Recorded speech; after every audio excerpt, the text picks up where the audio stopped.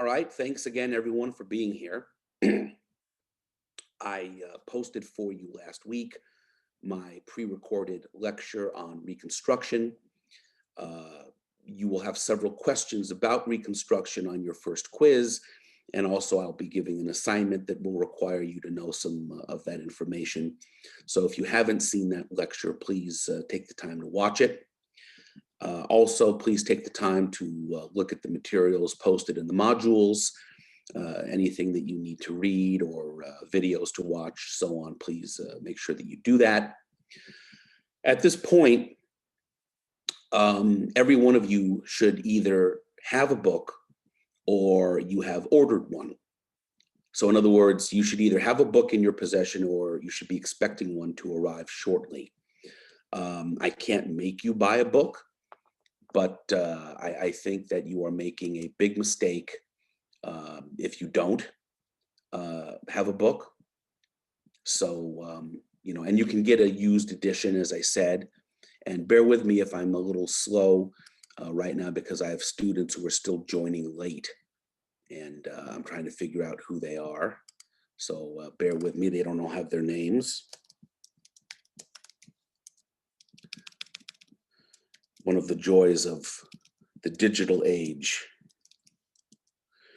And a polite reminder, it makes it a lot easier for me if you have your name, first and last name set up in Zoom before we do this, so I can keep track of who's who. And I'll be honest with you, when the time comes to do final grades, let's just say that I'm going to take a look and find out who's been here. Let's put it that way. So if you are at 89%, technically that's a B plus, right? You have to break 90 to get an A. But if it turns out that you've made a real effort to be here, you might just get that extra point, if you know what I mean. That's sort of my way of saying thank you. So, moving along. One of the things about history, I don't know whether this makes me feel good or bad. I'm sure you've heard the phrase history repeats itself, or that you should learn history so you don't repeat it. I have formed a few opinions of my own. By the way, I have a very important announcement for you. You are more than free to disagree with me. You may not disagree with me on a matter of fact. That, like Abraham Lincoln, you can't say, well, I think he got better. It's like, no, he got shot, he died. That's not something I'm not going to argue about that. You know what I mean? Facts, we know who won the Civil War. We know what happened to Abraham Lincoln. I'm not going to debate facts. Opinions, I have absolutely no desire at all to tell you what to think. None. I want you to think for yourself. What I will say is don't make the mistake of ignoring facts that you don't like, or ignoring facts that don't support your pre-existing point of view. If you really want to be a fair-minded, informed, balanced person, you have to look at all information and then absorb it and form your own conclusion. I could care less about what my students' political beliefs are, or, so long as we treat each other with the proper respect and dignity that we all deserve, that's the way I like to do things. My job is to provide you with historical information, not to turn out ideological clones or drones. I'm not into that. But the reality is, I think the United States, generally speaking, look, I don't want to live in another country as screwed up as we are. And God knows we have our share of problems. I'm not planning to relocate to Russia anytime soon. Although the vodka is pretty good, but that's not enough of an incentive. American history is great and awful at the same time. And everybody wants things to be binary. The country is great, the country is awful. Well, we can be both. The concepts are not mutually exclusive. And what I have to tell you is that if you look at the period of United States history during Reconstruction, other than the Civil War itself, Reconstruction is one of the greatest moments of crisis in the history of the country. I mean, the late 19th century in this country was rough for many reasons, many reasons. You know, people talk about the good old days. It's nonsense. There were never good old days, ever. Every generation has had to deal with its share of hardship. You want to talk about the good old days? Would you like to live through the Civil War? Would you like to live through the Great Depression and the two world wars and Vietnam and all the rest? Probably not. So, you know, we have to put things in perspective. What I will say is that if you look at the political and social unrest that exists in the country today, it didn't just happen overnight. Problems like we experience now have very deep roots. So what I like to do is kind of go back to the beginning and let's build layer upon layer and find out, how did we get here? How did all this happen? Don't you want to know why things are the way they are? Don't you want to know why you are the way you are? Most of us don't even understand ourselves. I'll give you a little secret on how you can find out. You want to know why you are the way you are? Here's what you do. Think about every major event that has ever happened to you, plus every major decision that you have ever made. And when you combine them, things that have happened to you plus decisions equals you. It's not rocket science. History works the same way. You want to know why a particular country or culture is the way it is? Look at the history. What are the big events that happened? What were the decisions that were made by people in power? And were those decisions helpful or harmful?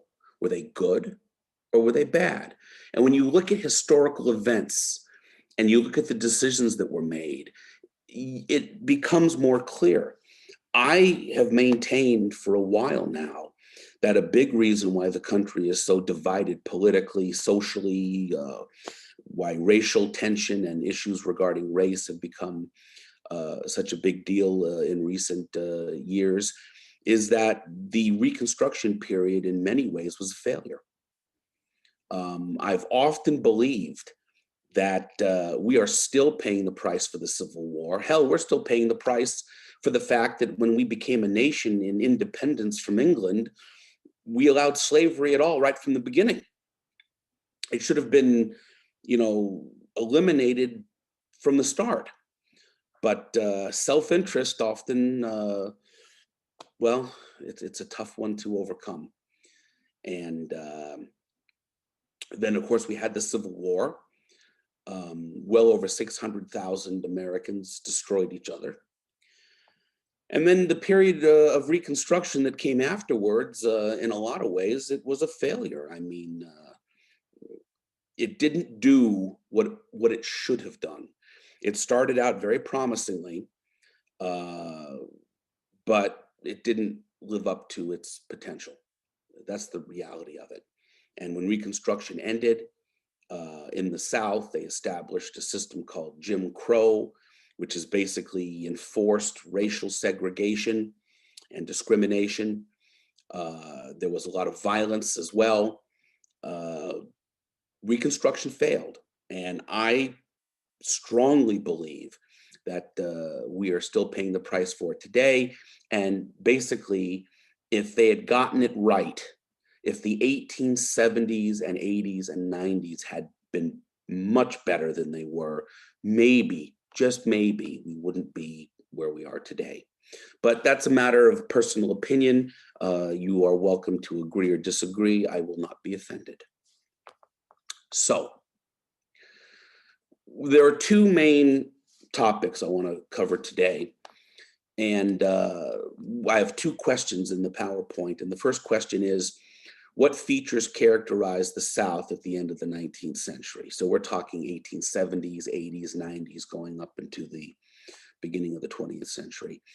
And then the other thing is what features characterize the development of the American West. And then, of course, we have to talk about the impact of American expansion on the Native American population. If you prefer to say indigenous people, or, you know, it's fine with me. American Indian, I know who you mean. Incidentally, not the end of the world, but I do have a student whose name is simply showing up as iPhone. So whoever you are, I let you in, but if you can send me a message in the chat to give me your name, it would be helpful. Anyway, there are a couple of things you have to understand about the American South.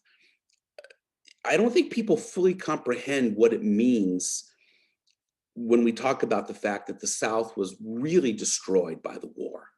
I mean, I don't know if any of you have ever been to Richmond, Virginia, or you know, some of these southern cities. I mean, Atlanta was burned to the ground by General Sherman during the war, and I mean, Charleston was basically just utterly destroyed by the war. I mean, what I'm trying to say, and I'm not sure everybody fully comprehends it, is that a significant part of this country was destroyed by another part of the country.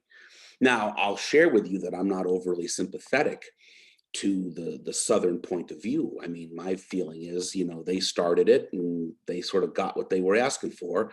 I mean, they're the ones who started the damn war. They're the ones who fired on Fort Sumter. Lincoln made it very clear in his inauguration speech that he was hoping that we could resolve these conflicts and differences in a peaceful manner. And the South simply wasn't interested. They were so into the idea of preserving the institution of slavery that they were willing to go to war to do it.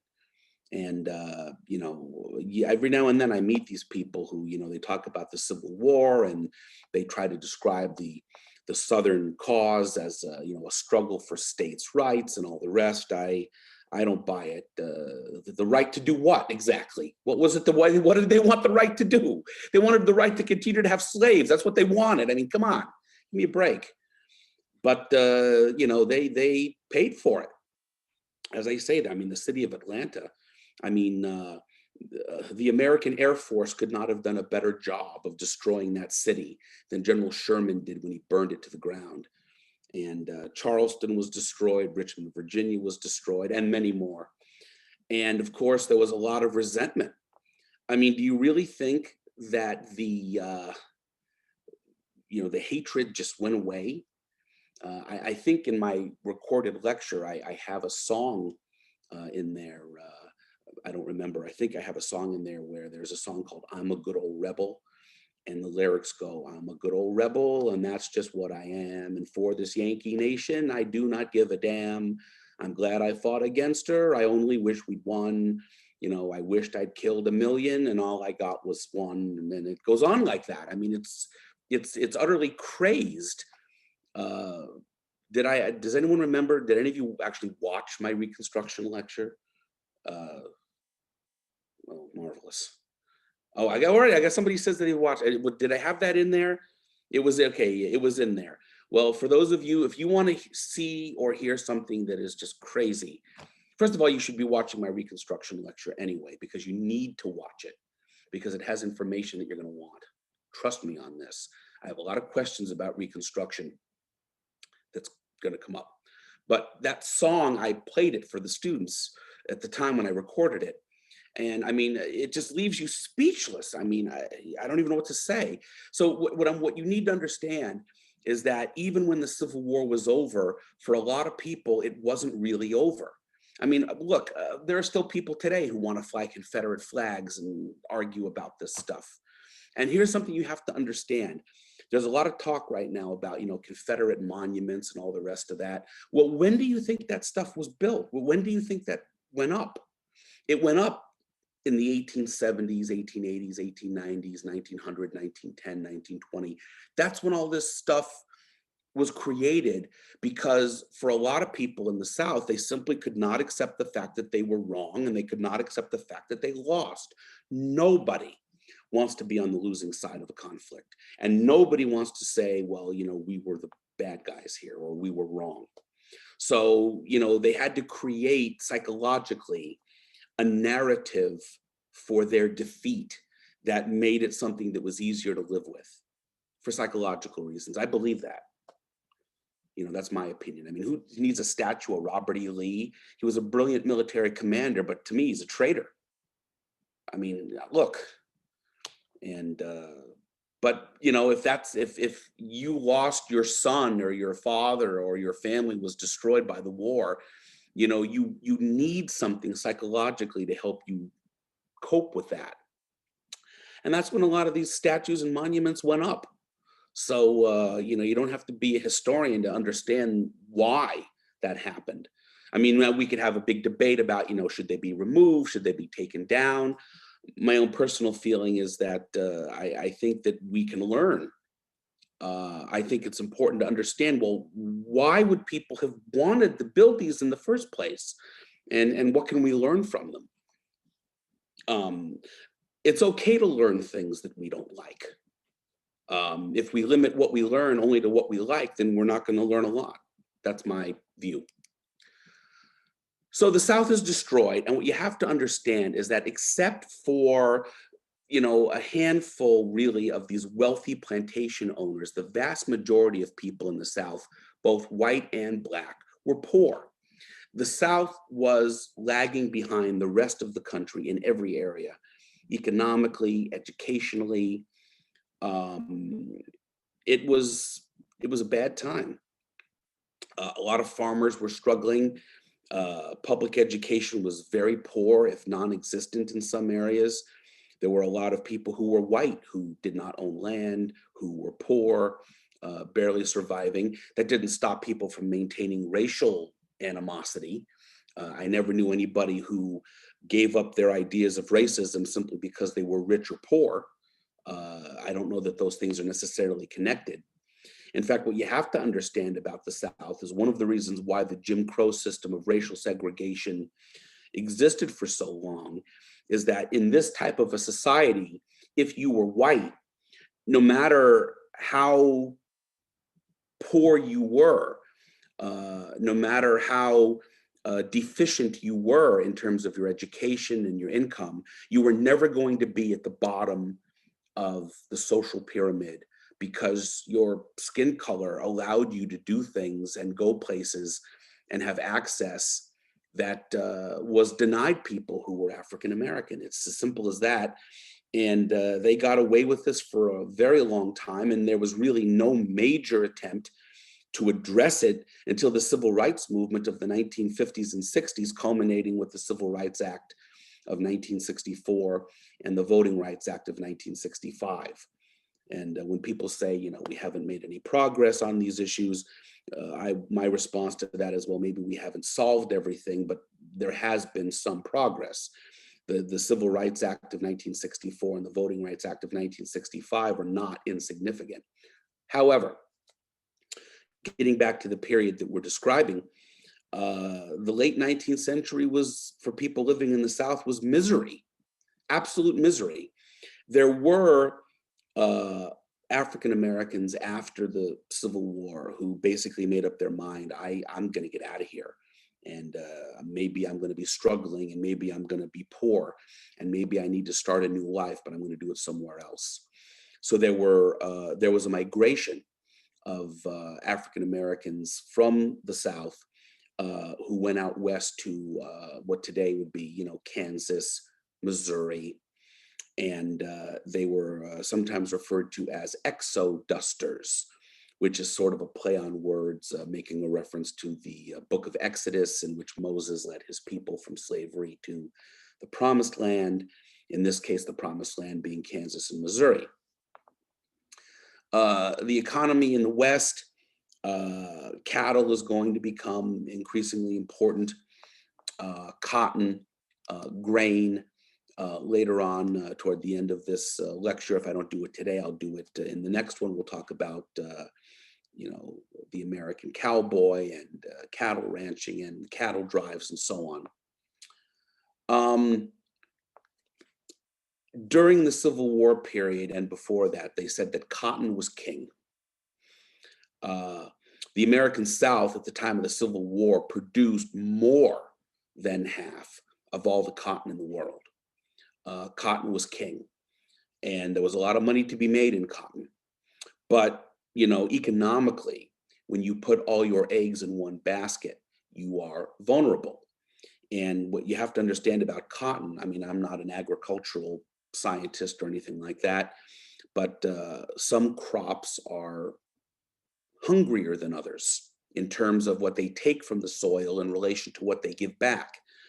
And cotton and tobacco, when grown repeatedly, will deplete the soil. And if you don't have proper crop rotation techniques, and if you don't take care of your land and manage it intelligently, you go to plant a crop and all of a sudden you grow nothing.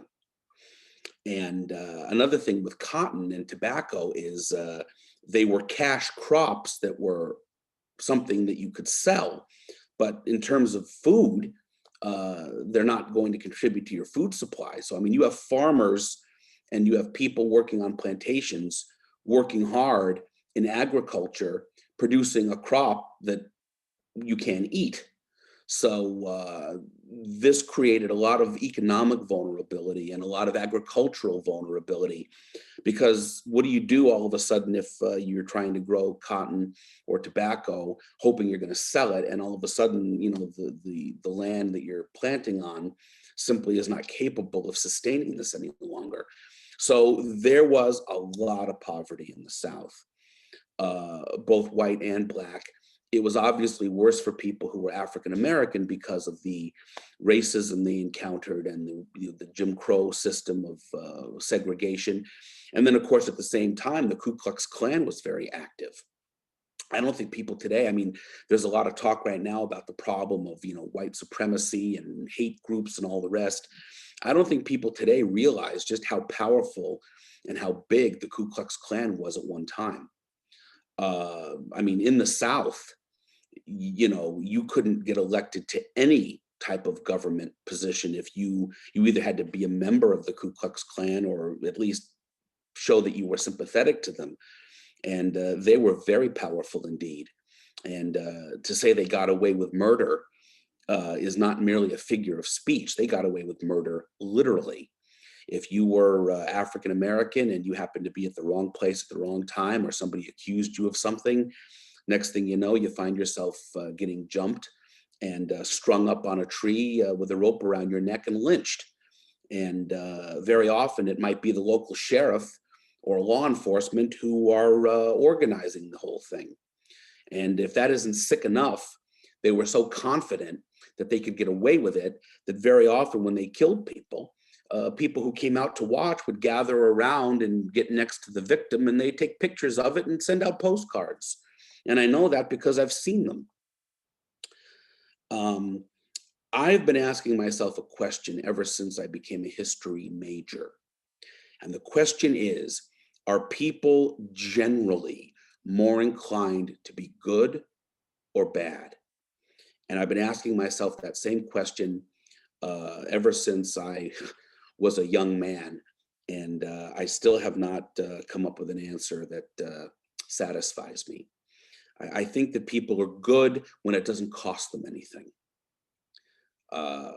My grandmother used to say, it's easy to be, you'll know you're a good person when you do the right thing when nobody's looking.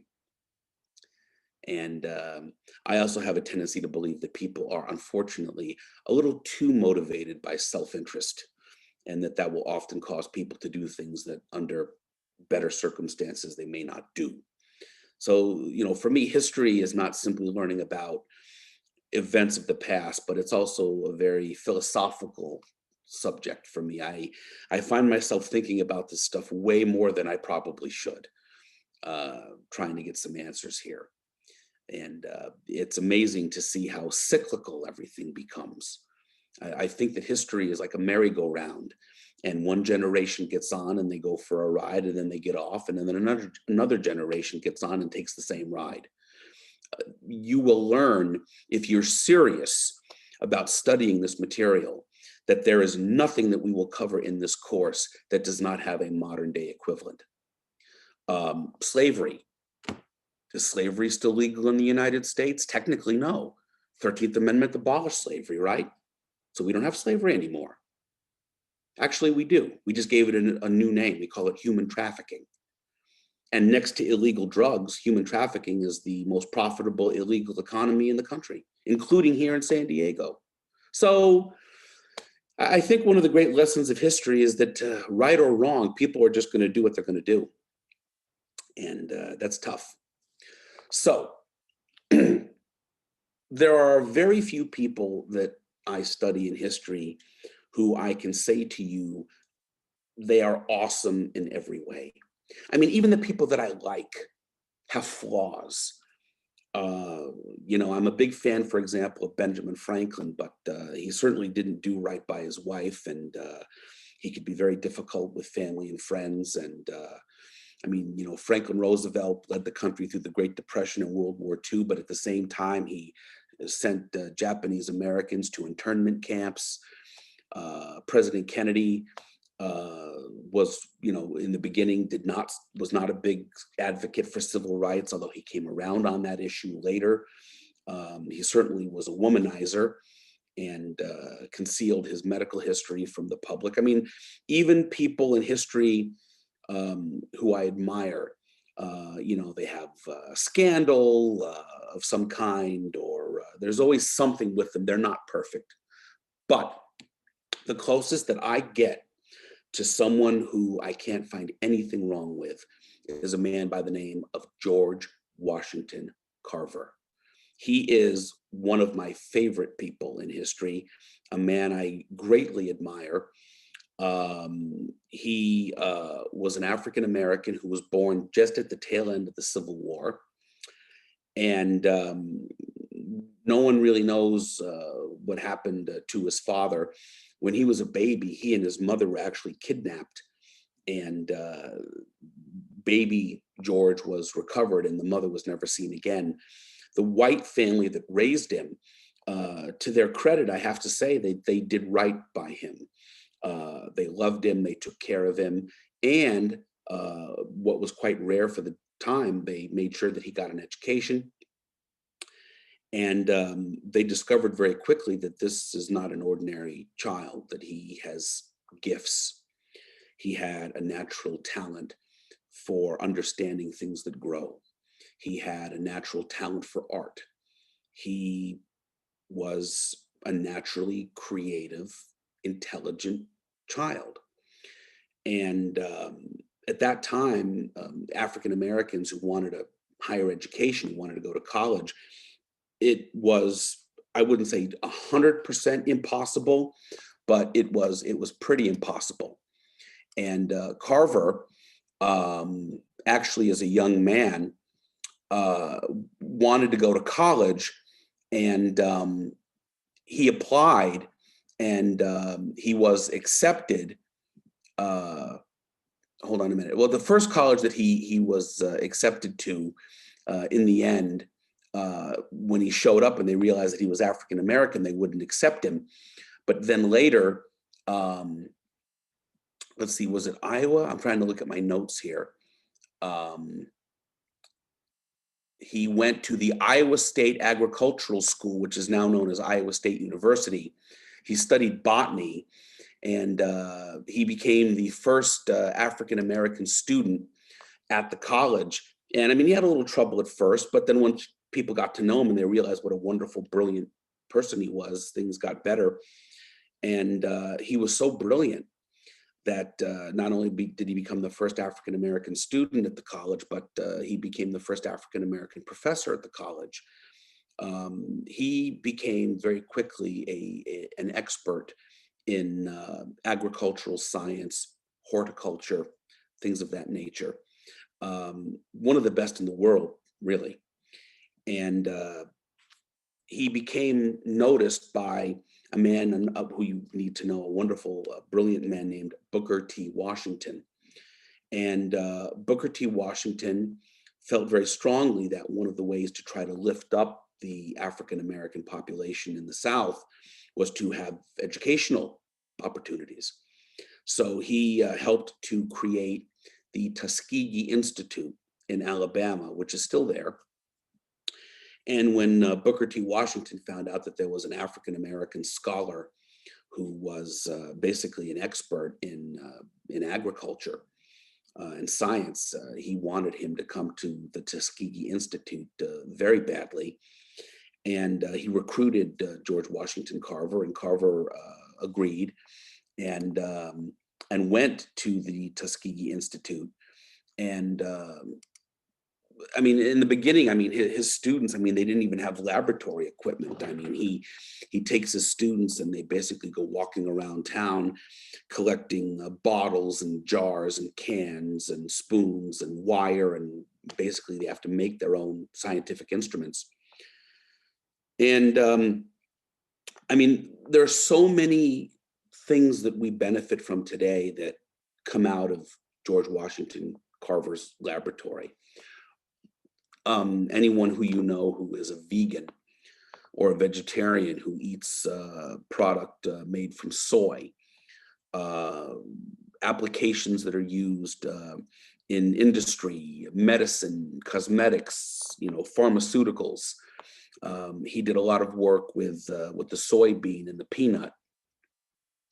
I mean, today, whether we're talking about, biofuel, biodiesel, different types of plastics, different types of food products, a lot of it goes back to his research. Just a brilliant man. He wanted to help people. He didn't care if you were black, white, didn't matter. If you were a farmer in trouble, he was going to help. He encouraged and showed farmers how to do proper crop rotation. He encouraged farmers to plant sweet potatoes and peanuts and soybeans. Not only were these products usable for as a food source, but they also gave back to the soil to enrich the soil for future use. And then, of course, people needed to find a way to make money from some of these products. So he developed a variety of products. Basically, the peanut and the soybean, I think, were the ones that he's most well known for. Was a man not interested in making money.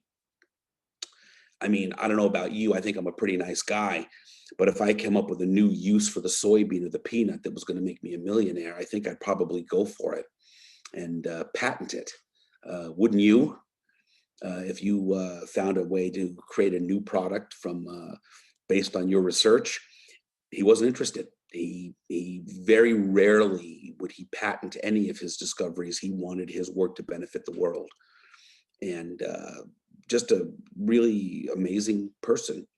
And I know this is going to sound a little bit corny, but it feels good to read about people like him, to know that people like him exist in this world.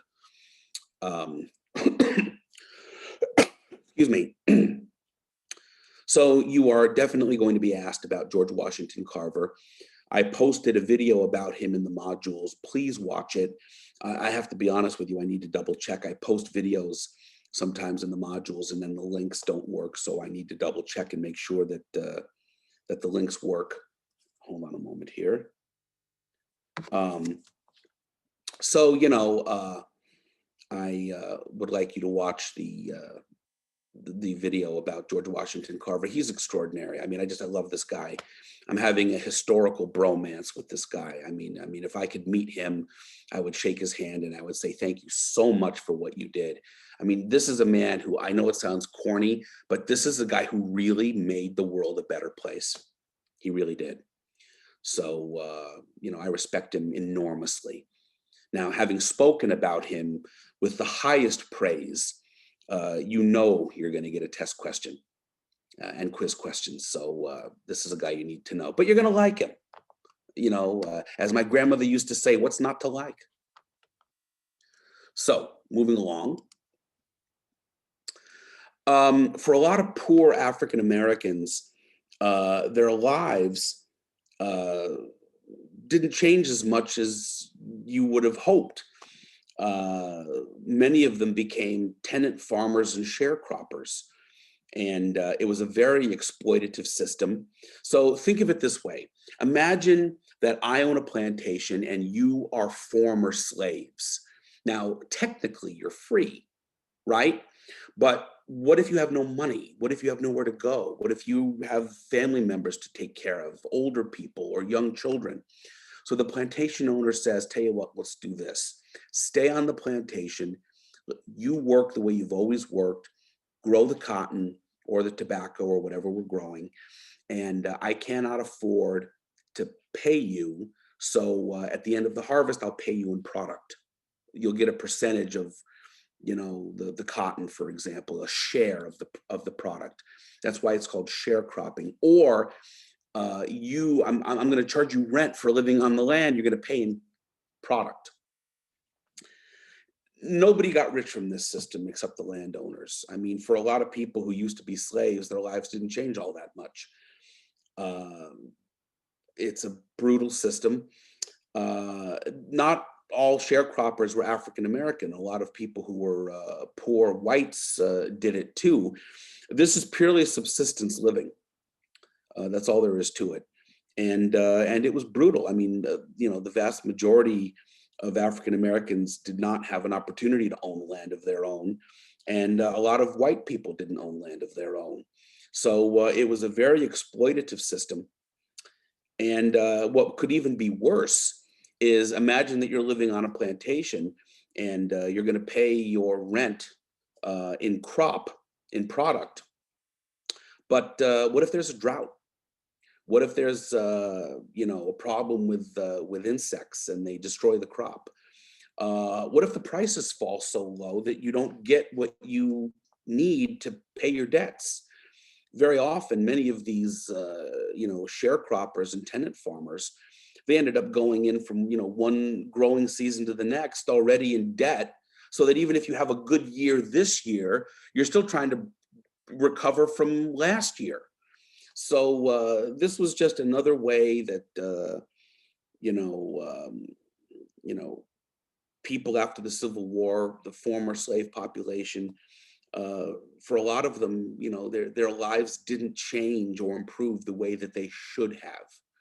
And when you look at the black codes, which often required African Americans to agree to work, whether they wanted to or not. When you look at the Jim Crow system of basically legally enforced racial segregation, and then you add this system of sharecropping on top of it, I mean, this is just miserable, and to me, it's indefensible. And what I'm trying to say is that the Civil War and the period afterwards left a lot of unfinished business. It simply did not address issues of equality and justice the way that they should have been. And I cannot help but think that if this period in history had gone down differently, maybe, just maybe, we wouldn't have some of the issues that we have today. But that's just, my thinking here. Tobacco remained a very big popular crop in the South. Even today, most of the American tobacco is grown in the South. And of course, people in those days, used tobacco products all the time. They used it as, as chewing tobacco, and people smoked cigars and smoked pipe, and they smoked cigarettes too. Of course, in those days, in the early days, you had to roll your own, cigarette. But then, of course, in 1876, a machine was created where the cigarettes could be purchased in a pack, so that you could buy them ready to smoke, as opposed to having to roll each cigarette individually. Although I do, based on my experience, I've known many college students and some high school students over the years who still know how to roll their own, although it may not be tobacco that they're using, but who knows. But the skill survives in any case. Between 1860 and 1900, Americans spent more money on tobacco than they spent on clothing or shoes. It's crazy. I mean, and let's be honest, okay? I mean, I don't know most of you personally. Some of you are, obviously you're younger than I am. But what would happen if you stopped and thought about how much money you've spent in your life on things that did no good at all, things that you blew money on. And imagine if you had that money today. I mean, if I had the money in my life that I've spent on pizza and hamburgers, I'd be living in La Jolla and I'd retire. So, when you think about the money that we spend foolishly, but tobacco in those days, I mean, everybody smoked. With regard to the issue of racial segregation, there is a Supreme Court case I am going to require you to know called Plessy versus Ferguson. I'm sure if you graduated from an American high school, you probably are familiar with it. In 1896, in the Plessy versus Ferguson case, the Supreme Court basically said that racial segregation is not discrimination. Now, I think it's fair to say that those of us here right now would say, well, that's absurd. I mean, if you're going to segregate people based on race, of course it's discrimination. Here's the argument that the Supreme Court made in 1896. So let's say you have two passengers. One is white, one is black. And the African-American passenger is told, well, if you're going to ride the train, you have to sit in a designated train car in a designated area to ride the train, that we're going to segregate the passengers by race. The argument made in Plessy versus Ferguson is that so long as the passenger is not being denied access to the train, they are not a victim of discrimination. I think it's fair to say that today we would disagree with that. So the argument would be made that if you have black kids going to school at one school and white kids going to a different school, or people have to sit at the back of the bus or ride in a different train car, so long as they're riding the bus, so long as they're going to school, so long as they're on the train, they're not being discriminated against. Now, that argument doesn't hold up and was overturned in 1954 with the famous Brown versus Board of Education decision 60 years later, that basically says that by its very nature, racial segregation is discriminatory because people are not receiving equal treatment. They used to have this saying, separate but equal, but it was never equal, never. So, which is why in 1954, the Supreme Court in the Brown versus Board of Education decision overturned Plessy versus Ferguson. But I am going to ask you to know about Plessy versus Ferguson, so please be aware of that. With regard to American expansion out west, it was a brutal period. American Indians, Native Americans, indigenous people, they never really had a chance. As I said in my History 108 class, a book that I recommend to all my students is called Guns, Germs, and Steel.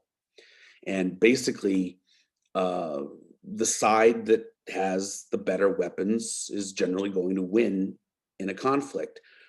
Many of us, of course, right now are very worried about coronavirus. Do not ever underestimate the power and the danger of infectious disease. Native Americans never had a chance.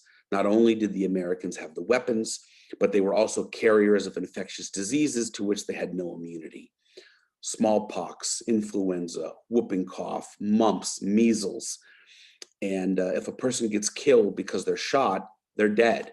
If a person dies because they became infected with smallpox, they're just as dead. And certainly people who are ill, who are trying to defend themselves while running a fever, are going to be compromised.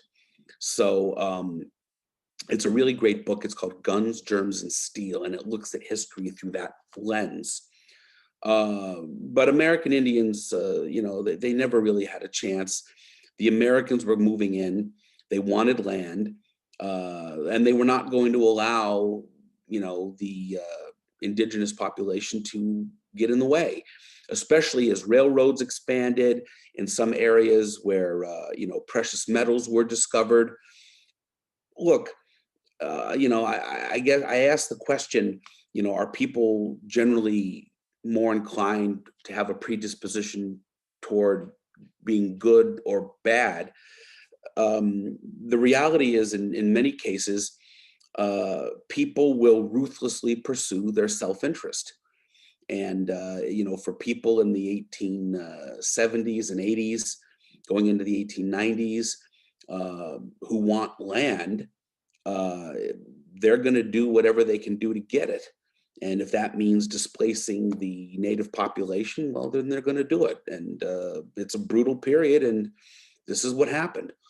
Um, then, of course, as I say, you have business interests, railroad expansion, mining interests, and the Native Americans, they really never had a chance.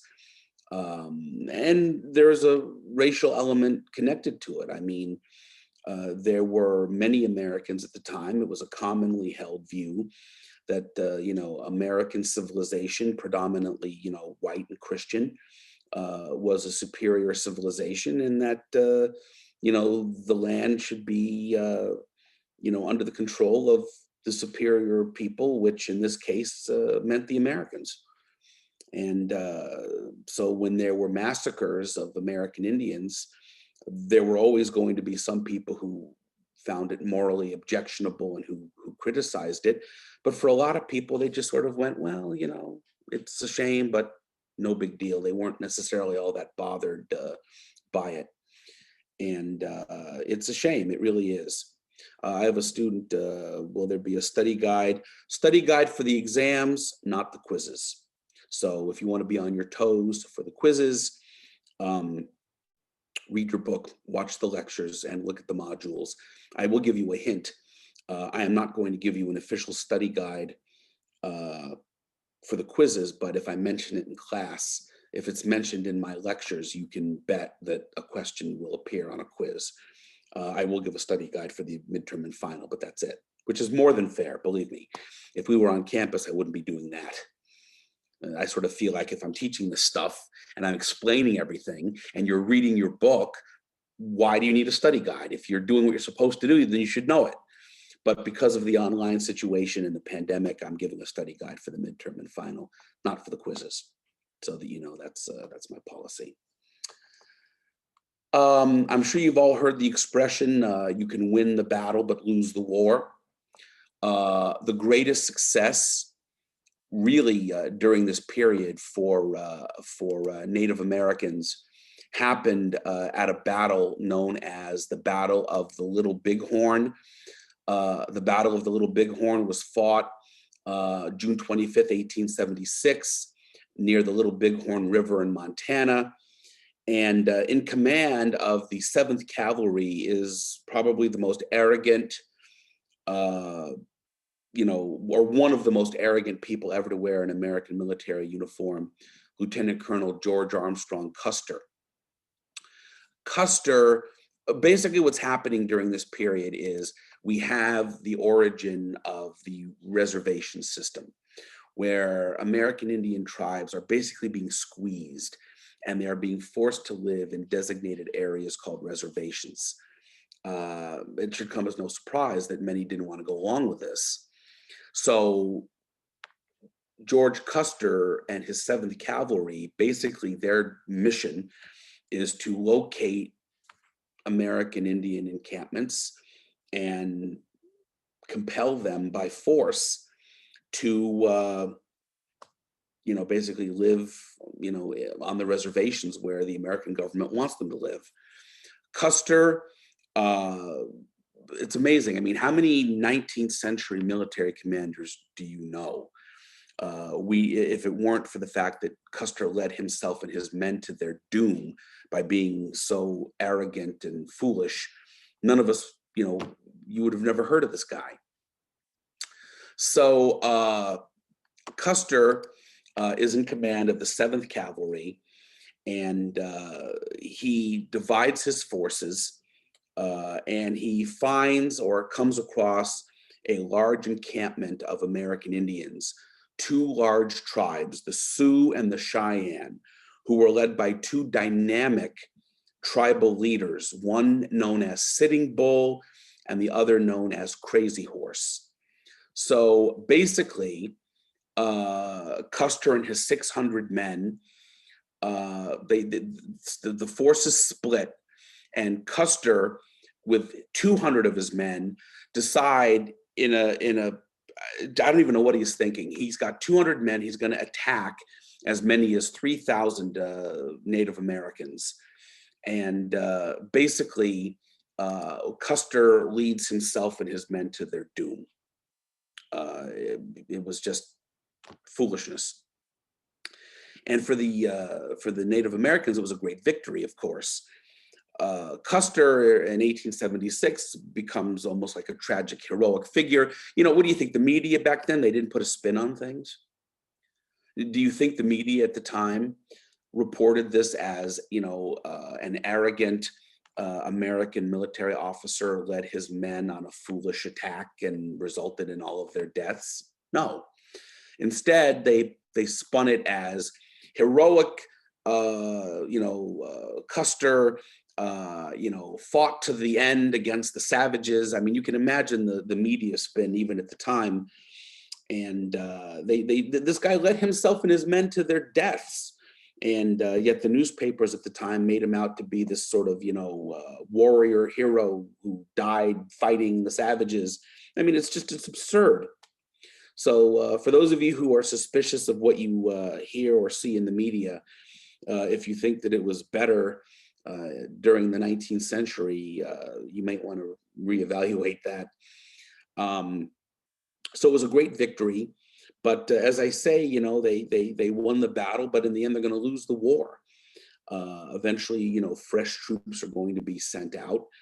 And at one point, Chief Sitting Bull, hoping to escape, actually leads his people across the border into Canada. But the living conditions there were so difficult that it just didn't work. And eventually, Crazy Horse and Sitting Bull both surrendered and agreed to take their people onto the reservations.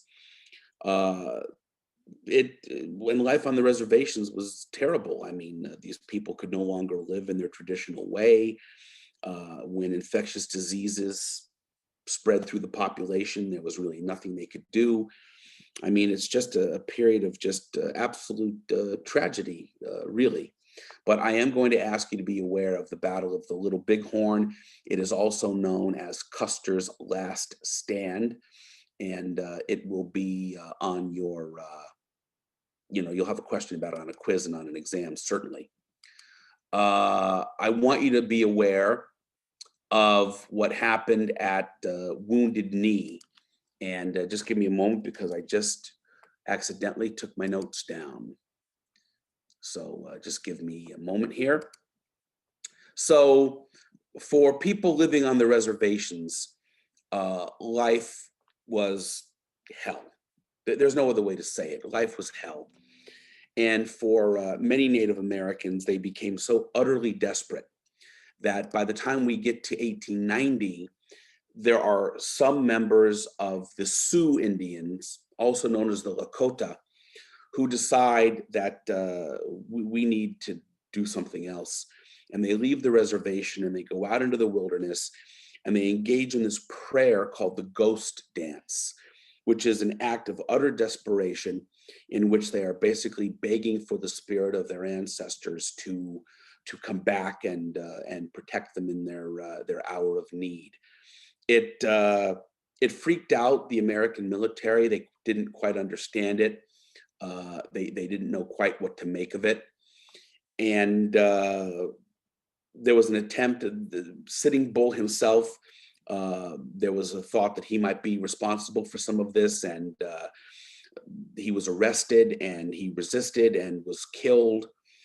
And so basically what happens is on December 29th, 1890, again, the same 7th Cavalry, they surround this group of American Indians participating in the Ghost Dance. And many of them were sick. They had women and children with them. And they were asked to surrender their weapons. And weapons were turned in. Meanwhile, the Seventh Cavalry is surrounding them with guns and cannon, and no one really knows for sure exactly where the first shot came from or who fired it. But a shot was fired, and then all hell broke loose. And the American army, the Seventh Cavalry, just slaughtered these people. I mean, when men, women, and children, they just slaughtered them down. I mean, I'm reluctant to even call Wounded Knee a battle. It's not a battle. It was a massacre. This is not war. This is murder. Just pure and simple. They just killed innocent men, women, and children. It is one of the darkest chapters and moments in American history. Absolutely shameful, utterly indefensible. And by the time it was over, in the days that followed, people got out to the site. And because of the extreme cold, the bodies literally fell and froze where they fell. And people got out there in the days that followed, and they would find the victims. And it was clear that many of them had been trying to escape. They would find women who had been killed, holding their dead children in their arms. Photography already by this point had been developed to the point where you could, take pictures of what had happened. And there are photographs of this. I used to show the photographs to my students, and I don't anymore, because I can't deal with looking at this over and over. If you want to see the images, it's not hard to find. You can go on the internet and just look up Battle of Wounded Knee, and you can see the images for yourself. It's ghastly. And Wounded Knee is basically the end of the line. It's the moment where you can really say it's over for American Indians in terms of the ability for them to live freely in their traditional way. I mean, think about it. In the year 1800, the Louisiana Purchase had not even occurred yet. America's western boundary was the Mississippi River. Fast forward 90 years, by 1890, I mean, it's all over. And there are no longer going to be any American Indians roaming freely on their lands. And I mean, American expansion happened at lightning speed.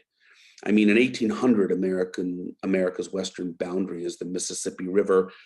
I mean, by 1850, California becomes America's 31st state. By 1869, you can take a train from one end of the continent to the other.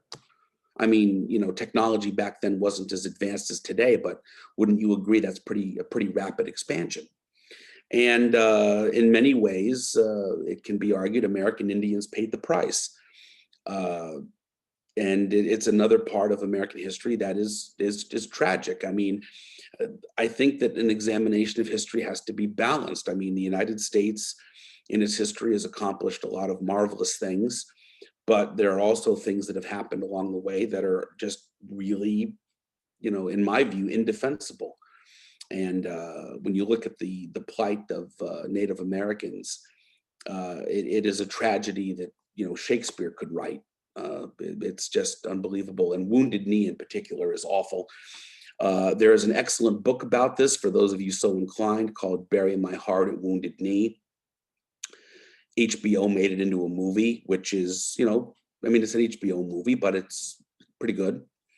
So those of you who have access to HBO, I don't know if it's available, like on demand or anything like that, but it's called Bury My Heart at Wounded Knee. It's certainly worth your time to watch it. And for those of you who like to read for pleasure and your own knowledge, I'm very happy to recommend books to you. I think that anyone who wants to have a greater understanding of this world should read certain books.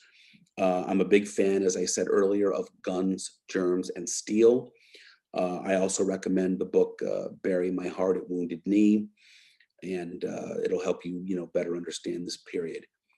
I have not yet done my lecture about cowboys. I think I might save that for our next meeting. But what I would like to do is I want to set this up so that anyone who wants to ask a question may do so. So one at a time, please. I have now set it up so that you can unmute yourself. So is there anyone at this moment who has a question they'd like to ask? Not in the chat, but ask a question or make a comment. What a boring class. Oh, wait. I have one. So in your open-ended questions, is there going to be a lot about like specific dates? And if there is, do you have like tips to remember dates? Because I always struggle with that. Yes, I hate to tell you this, but names and dates are important because, I mean, I never wanted to be the professor who focuses on names and dates, but you kind of have to. So how do you learn it? Because it's very difficult to memorize it. I still say that the best way to keep track of names and dates are to make yourself flashcards. Get yourself like, those like 3x5 index cards. And what you do, and it works, I'm telling you, it works. You write the name of a historical event or person or place on one side, and then you write the relevant information on the other, name, date, what happened, and you make yourself a little pack for each chapter, and then you simply quiz yourself, or better yet, give the cards to a friend or relative and have them quiz you. And I know it sounds repetitious, it's like learning times tables, but it does work. Another thing that helps too is if you make a timeline, not one that you read in your book, but a timeline that you create for yourself. Take a piece of notebook paper, take a pencil, and just make a timeline, and then you fill in the major events along the way. If you do that and use index cards as sort of like flashcards to study, it really helps. And I got to tell you, I mean, you're not going to want to hear this, but at the end of the day, I mean, there's no escaping it. You have to put in the time. I mean, I know this is an online class. I think students are making a big mistake. I don't think online classes are easier. I think they're harder, in my opinion, to get it to do well, because it's really on you. You have to study, you have to put in the time. But making a timeline and making flashcards is very useful. So I recommend that. It does work. Okay. Any other questions? Julie, do you have a question, or you're just raising your, go ahead. Hi. So I had a question. So I have the textbook Nations of Nations. Yes. And so I've been flipping through it, and I was wondering if you knew where I could specifically find like the battles you were talking about with the Native American tribes. They're all in there. Look at the titles I put for the modules, and those corresponding chapters should be contain that information.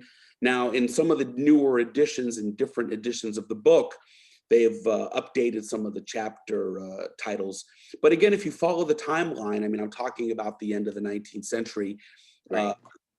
What I'm covering right now is the early chapters of the book. So if you read, as I want you to read, the first 3 to 4 chapters of your book, all of this is in there. All right. Thank you. Sure. Anyone else with a question?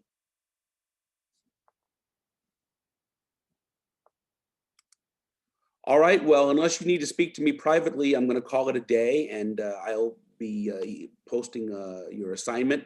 Mr. Peterson, if you have a question, go ahead, please. Unmute yourself. Can't hear you. I was just saying bye. Oh, have a nice day. Thank you very much. You too. I'll be posting information for you. So, have a good day and think historically.